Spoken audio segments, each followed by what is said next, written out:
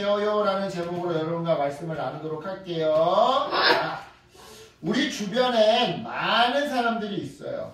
그 사람들 중에 특별히 가족, 친척, 반 친구들처럼 가까운 사람들은 우리가 자연스럽게 우리의 이웃이라고 생각하죠. 그런데 반대로 어떤 사람들은 우리가 쉽게 이웃이라고 잘 생각하지 않는데요.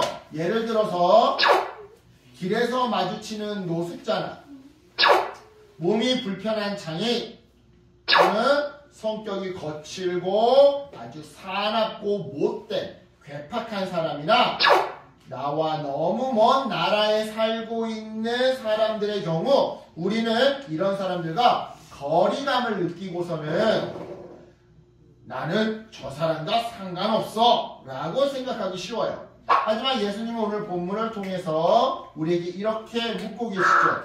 누가 진짜 이웃일까?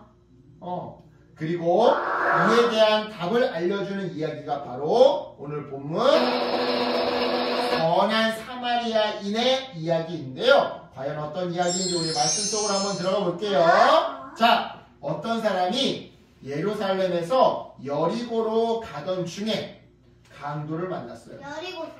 그래요. 그 여리고예요. 강도들은 이 사람을 때리고 돈과 옷을 모두 빼앗아 버렸죠.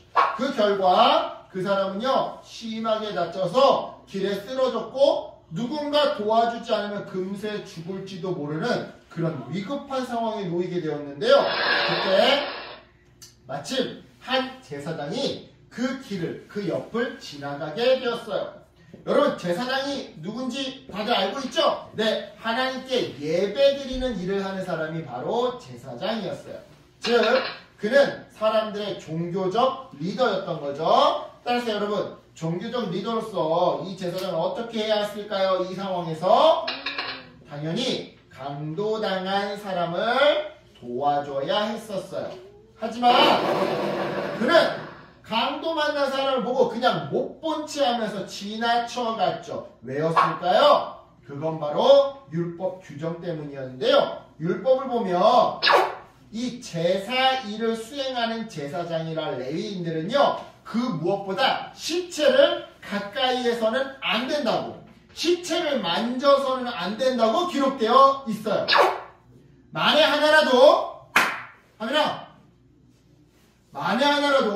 시체를 만지기라도 한다면 특별한 의식을 통해서 이 정결해질 때까지 제사 업무를 수행할 수 없었더랬죠.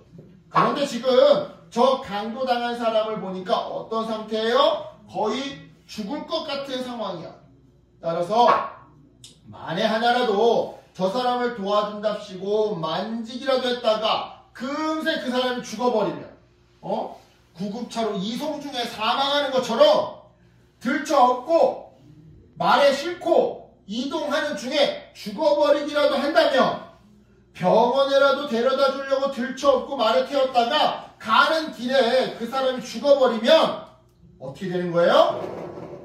제사장이나 레위인들은 특별한 의식을 마칠 때까지 제사 업무를 수행할 수 없게 되는 거였어요. 자, 따라서 여러분, 이 제사장은요, 이처럼 귀찮은 일이 싫었던 거예요. 그래서 도와주지 않았던 거죠. 즉, 사람의 생명보다 율법을 준수하는 것이 더 중요하다고 생각했기에 제사장은 그 강도 만난 사람을 못 본 채 하고 그냥 지나쳤던 거다 이 말인데요. 이어서 조금 뒤에 레위인이 그 강도 만난 사람 옆을 지나가게 되었어요.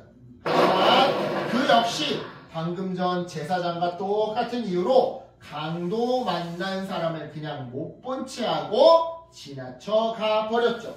자, 여러분, 여기서 중요한 점은요, 이 두 사람은, 제사장과 레위, 이 두 사람은 모두 하나님을 믿는 사람들이었다는 점이에요. 그것도 그냥 믿는 사람들이 아니라 오늘날로 말하자면 이 목사님들처럼 예배를 인도하는 사람들이었죠. 따라서 그 누구보다 하나님을 사랑하듯이 이웃을 사랑해야 했지만, 하지만 그들은요, 강도 만난 사람 앞에서 이 강도 만난 사람이 과연 내 도움을 받을 만한 사람일까를 먼저 따졌어요. 만약 금방 죽어버린다라고 한다면 오히려 내 일을 방해할 테니까, 나를 귀찮게 만들고 나를 불편하게 만들고 내 일을 방해할 테니까 내가 도와야 할 이웃이 아니라 나로 하여금 율법을 어기게 할 부정한 사람이라고 여겼던 거죠. 이처럼 여러분, 이웃을 돕기 전에 이 사람이 내가 도와야 할 사람인지 아닌지, 이 사람을 도와주느라 내가 율법을 어기지는 않을지, 이 사람을 도와주느라 내가 귀찮은 일에 휘말릴지 않을지, 이것부터 따지던 못된 제사장과 레위인을 뒤로 하고 이어서 사마리아인이 강도당한 사람 곁을 지나가게 되었어요. 참고로 이 사마리아인은요, 유대인들이 멸시하던, 그러니까 유대인들로부터 왕따 당하던 사람이었어요. 그러니까 당시 유대인들은요, 이 사마리아 사람들을 보면서 저 사람들은 분명 악독한 사람들일 거야. 음흉한 사람들일 거야. 폭력적인 사람들일 거야. 사기꾼들일 거야. 더럽고 냄새나는 사람들일 거야 라는 식으로 왕따했더라 이 말이죠. 누가? 유대인들이. 누구를? 사마리아인 사람들을. 하지만 사실은 달랐어요. 즉 악독하기는커녕 강도당한 사람을 보고 만사 제쳐두고 도와줬던 거죠. 누가요? 평상시 유대인들로부터 온갖 음해와 모욕과 왕따를 당하던 사마리아 사람이요.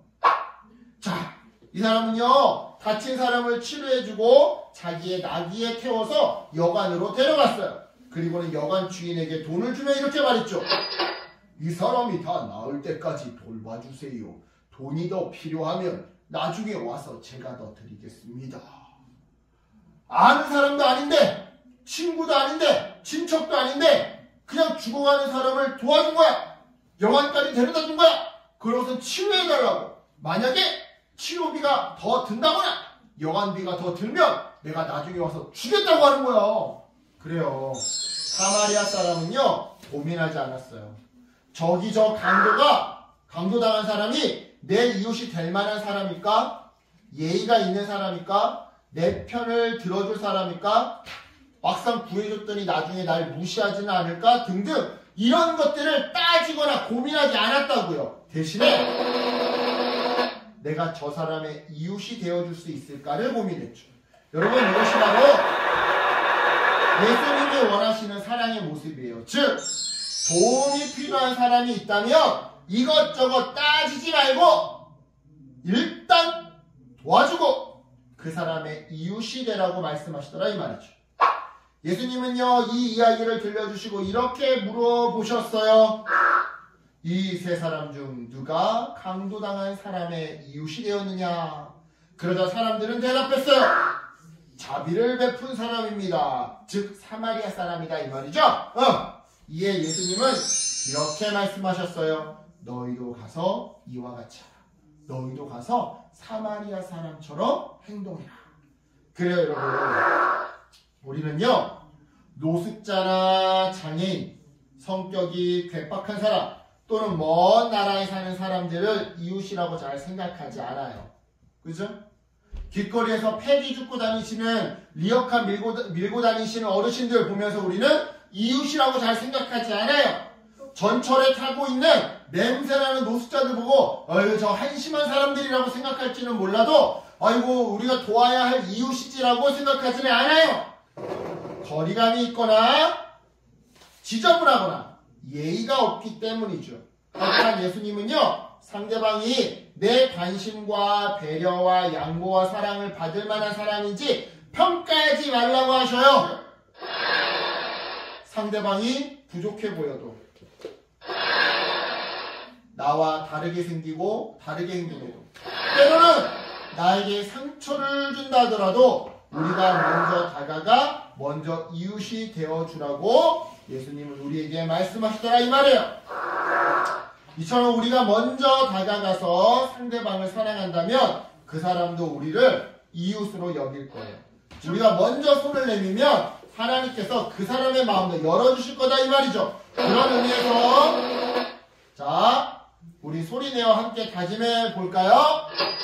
자, 학교에서 친구들이 어려움을 겪을 때 외면하지 않겠어요. 시작! 학교에서, 자, 시작! 학교에서 친구들이 어려움을 겪을 때 외면하지 않겠어요. 자, 또 함께 읽을게요. 시작! 누군가 힘들어할 때 먼저 다가가 손을 내밀겠어요. 마지막으로 시작! 내가 좋아하는 사람만 사랑하는 것이 아니라 도움이 필요한 사람을 찾아보고 도와주겠어요. 그래요. 방금 다짐했던 것처럼 이 사람이 나의 이웃인가를 따지지 말고 이 사람 도와줄 만한 사람인가 따지지 말고 내가 이 사람의 이웃이 될 수 있을까를 고민하는, 다시 말해 학교와 가정과 교회에서 선한 사마리아인이 되어서 선한 사마리안처럼 먼저 사랑을 실천하는, 그래서 영생의 축복을 받는 사람들 되시길 예수님의 이름으로 축복합니다. 아멘. 기도할게요.